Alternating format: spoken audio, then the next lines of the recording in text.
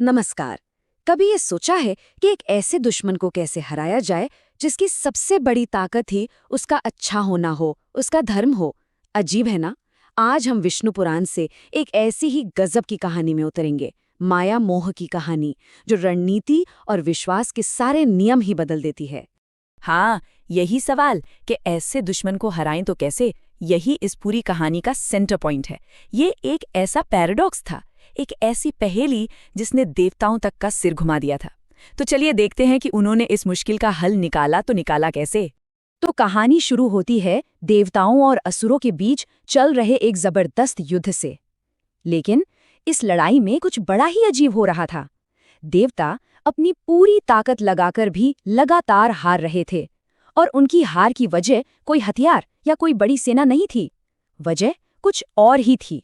एक तरफ थे देवता एकदम निराश हारे हुए, और दूसरी तरफ असुर जो जीत तो रहे थे पर किसी बेहतर हथियार की वजह से नहीं। नहीं, उनकी असली ताकत थी वैदिक धर्म का सख्ती से पालन करना। मतलब उनकी तपस्या, उनके यज्ञ, इन सब ने मिलकर उनके चारों ओर एक एक डिवाइन शील्ड, एक ऐसा अदृश्य सुरक्षा कवच बना दिया था जिसे तोड़ना नामुमकिन था। तो अब सोचिए, जब देवताओं के सारे पैंतरे फेल हो गए, जब वो पूरी तरह से निराश हो गए, तब उन्होंने क्या किया? उन्होंने इस नामुमकिन सी पहेली का हल ढूंढने के लिए सबसे बड़ी शक्ति का दरवाजा खटखटाया। और वो सब पहुंचे क्षीर सागर, भगवान विष्णु के पास। उन्होंने अपनी पूरी कहानी बताई कि वो असुरों के उस धर्म कवच को तोड़ ही नहीं पा रहे। क्यों? क्योंकि उनकी शक्ति ही उनकी अच्छाई है, उनका धर्म है।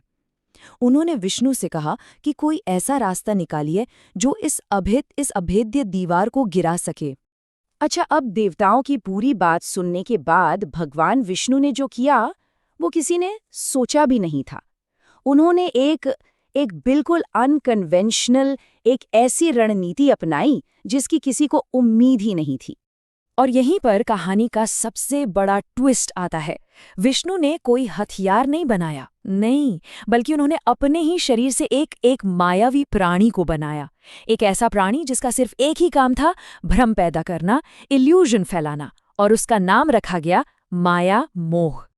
अब ये जो माया मोह था, उसका हुलिया भी बड़ा अजीब था। जानबूझकर ऐसा बनाया गया था। जहां देवता और असुर एकदम शान शौकत से रहते थे, वहीं माया मोह का सिर मुंडा हुआ, मैले से कपड़े और हाथ में बस एक मोरपंख। देखने में तो एक सन्यासी लगता था, पर उसकी आंखों में एक ऐसी चमक थी जो किसी को भी अपने जाल में फंसा ले। विष्णु का जो आदेश था वो एकदम साफ और बहुत गहरा था। उन्होंने माया मोह से कहा, जाओ और उन्हें वैदिक धर्म के रास्ते से भटका दो। जिस दिन उनका धर्म नष्ट हो गया, उस दिन उनकी शक्ति भी अपने आप खत्म हो जाएगी। मतलब साफ था, ये हमला हथियारों का नहीं, विचारों का था। असली लड़ाई मैदान पर नहीं, मन के अंदर लड़ी जानी थी। तो बस प्लान अब एक्शन में था। विष्णु का आदेश मिलते ही माया मोह सीधा पहुंचा नर्मदा नदी के किनारे। वहीं पर सारे असुर तपस्या कर रहे थे, और यहीं से असुरों के विश्वास को, उनकी आस्था को अंदर से तोड़ने का मिशन शुरू हुआ।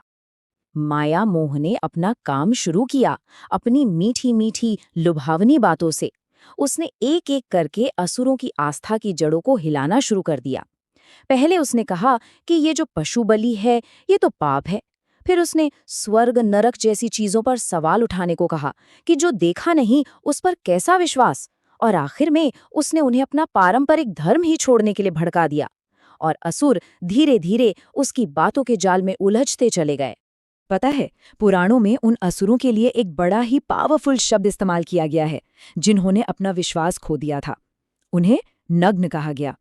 नग्न मतलब जिन्होंने धर्म के कपड़े उतार दिए हों, और जैसे ही उन्होंने ये कपड़े उतारे, वो आध्यात्मिक रूप से एकदम असुरक्षित और कमजोर हो गए। और माया मोह की बातों का असर बिल्कुल सीधा हुआ। असुरों ने अपनी मर्जी से उन सभी रस्मों को, उन सभी प्रथाओं को छोड़ दिया जो उनकी ताकत थी। और जिस पल उन्होंने वेदों और यज्ञों को छोड़ा, बस उसी पल उनका वो दिव्य सुरक्षा कवच टूटकर बिखर गया। तो अब कवच तो टूट चुका था। अब सवाल ये है कि युद्ध का आखिर हुआ क्या, और इस पूरी अनोखी कहानी का सार क्या है, इससे सीखने को क्या मिलता है। इसके बाद जो हुआ वो बहुत तेजी से हुआ। असुरों का पतन बहुत जल्दी हुआ। देखिए, पहले वो धर्म की वजह से मजबूत थे, फिर माया मोह आया, उसने उनके मन में भ्रम पैदा किया। नतीजा, उनका डिवाइन शील्ड चकनाचूर हो गया और आखिर में बिना उस कवच के वो देवताओं के लिए एक आसान निशाना बन गए और युद्ध हार गए। और यही इस पूरी कहानी का सबसे बड़ा सबक है। असुरों को हथियारों ने नहीं हराया, उन्हें हराया गया उनकी संस्कृति से, उनकी आस्था की जड़ों से, उन्हें काटकर। सोचिए, एक बार जब किसी पेड़ की जड़ें ही काट दी जाएं, तो वो पेड़ तो अपने आप ही गिर जाएगा, है ना? तो ये कहानी हमें एक बहुत बड़े सवाल के साथ छोड़ जाती है। क्या एक आइडिया, एक विचार किसी भी सेना से ज्यादा ताकतवर हो सकता है? शायद इसका जवाब इतिहास में और आज की दुनिया में भी हमें मिल सकता है। सोचने वाली बात है ना?